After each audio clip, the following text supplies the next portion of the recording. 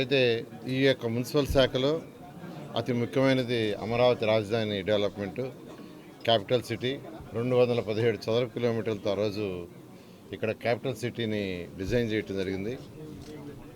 దానికి సంబంధించి 48,000 కోట్ల రూపాయలతో టెండర్లు పిలవటం,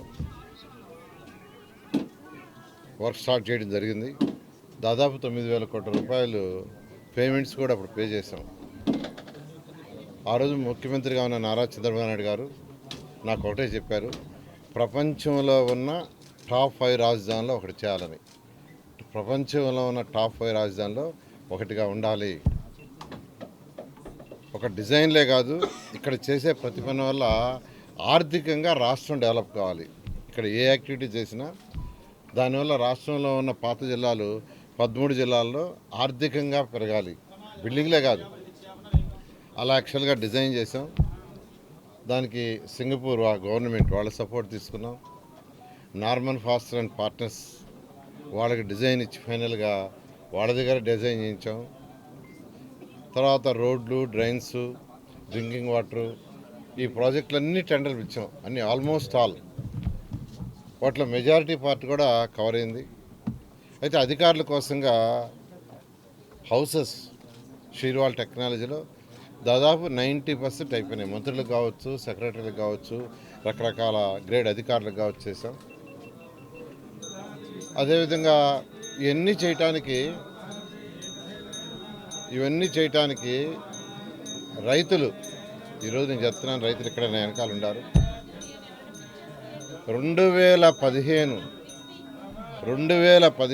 జనవరి 1 ల్యాండ్ పుల్లింగ్ నోటిఫికేషన్ ఇస్తే 2015 ఫిబ్రవరి 28వ తేదీ అర్ధరాత్రికి 34,000 ఎకరాలని ఒక చిన్న లిటికేషన్లో కూడా లేకుండా రాజధాని కట్టడానికి రైతులు ఇచ్చారు. అది మా ముఖ్యమంత్రి గారి మీద నమ్మకంతో ఇక్కడ ఒక మంచి క్యాపిటల్ డెవలప్ చేస్తాం అనే ఉద్దేశం తెచ్చారు. రాష్ట్ర రాజధానికి ఇచ్చారు. అట్లాంటి రాష్ట్ర రాజధాని యాక్చువల్గా గత ప్రభుత్వం పూర్తిగా నిర్విరామం చేసి 3 రాజధానులు అంటూ మూడు ముక్కలాట ఆడి పూర్తిగా నాశనం చేశారు. రైతులకు ఇవ్వాల్సిన కౌలు గీవులు కూడా సరిగా ఇవ్వక వాళ్ళని నానా ఇబ్బందులు పెట్టారు. ఏదేమైనప్పటికీ ప్రజలు ఈ అరాచక పాలన చూసి విసిగిపోయి ఈరోజు ఎన్డీఏ కూటమికి 164 సీట్లు ఇచ్చారు. ముఖ్యమంత్రి గారు ఒకటే చెప్పారు, మళ్ళీ ఈ శాఖ నాకు ఇచ్చి, గతంలో ఈ శాఖ నిర్వహించావు, నీకు అనుభవం ఉంది, ఆ అనుభవంతో దీన్ని ప్రపంచంలో టాప్ 5 రాజధానిలో ఒకటి చేయాలా, ఇక్కడ కట్టే రాజధాని వల్ల రాష్ట్రంలోని 13 జిల్లాల యొక్క ఆర్థిక స్థితి పెరగాలి అని ఇచ్చారు. ఖచ్చితంగా నేను యాక్చువల్గా మంత్రిగా స్వీకరించినప్పటి నుంచి నేను స్టడీ చేస్తూ ఉన్నాను. గత అనుభవం 2014 నుంచి 19 దాకా నేను చేసిన స్టడీ అంటే అప్పుడు యాక్చువల్గా అమరావతి రాజధాని కట్టడానికి అనేక దేశ విదేశాలు తిరిగా. ఒక దేశం కాదు, China, Japan, Russia, Singapore, Malaysia, Ashgabat, Asthana, ఇట్లా అనేక దేశ విదేశాలు తిరిగి యాక్చువల్గా దీన్ని డిజైన్ చేయడం జరిగింది. ఆ అనుభవంతో అధికారులతో అప్పుడు కూర్చొని డిస్కస్ చేసినప్పుడు కాంట్రాక్టర్లు, చిన్న కాంట్రాక్టులు కాదు, వాళ్ళంతా ఎల్ఎన్టీ, షాపుంజీ, మెగా, ఎన్సీసీ ఇలాంటి పెద్ద పెద్ద కాంట్రాక్టులు, వాళ్ళందరితో కూడా అప్పుడు డిస్కస్ చేశాను. ఇప్పుడు యాక్చువల్గా అధికారులతో డిస్కస్ చేసి గత నా అనుభవంతో ఖచ్చితంగా ఈ అమరావతి రాజధానిని 2.5 సంవత్సరంలో పూర్తి చేయగలని ప్రస్తుతానికి అనుకుంటున్నాను.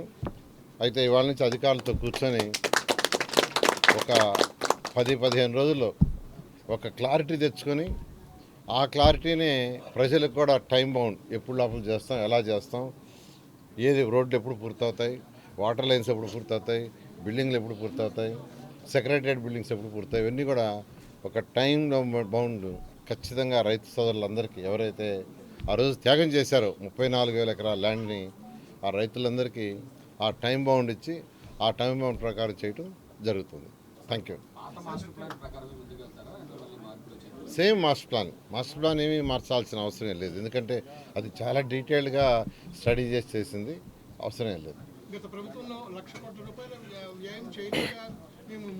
అంటే అక్కడ ఫేజ్ 1, ఫేజ్ 2 అండి. ఫేజ్ 1లో అది 48,000 కోట్ల రూపాయలు, ఫేజ్ 2 అంటే మెట్రో అవన్నీ అంటే ఫ్యూచర్లో మెట్రో కావచ్చు ఇటువంటివన్నీ చేయడానికి టోటల్గా లక్ష కోట్లని యాక్చువల్గా ఎస్టిమేషన్ వేసాం. Phase 1, phase 2, phase 3. మనం ఫస్ట్ ఫేజ్ 1 చేస్తే సిటీ మొత్తం అయిపోతుంది. తర్వాత ఇంకా మెట్రో లైన్స్ ఎయిర్పోర్ట్ నుంచి ఇక్కడికి మెట్రో వేయటం వాటికి యాక్చువల్గా అయ్యే అమౌంట్ ఉంది. 2.5 ఇయర్స్లో ఫేజ్ 1 అవుతుందని గతం నేను చేసిన వర్క్ నా అనుభవాన్ని బట్టి యాక్చువల్గా అసెస్మెంట్కి వచ్చాను. అయితే అధికారులతో కూర్చొని కన్ఫర్మ్ చేస్తాను.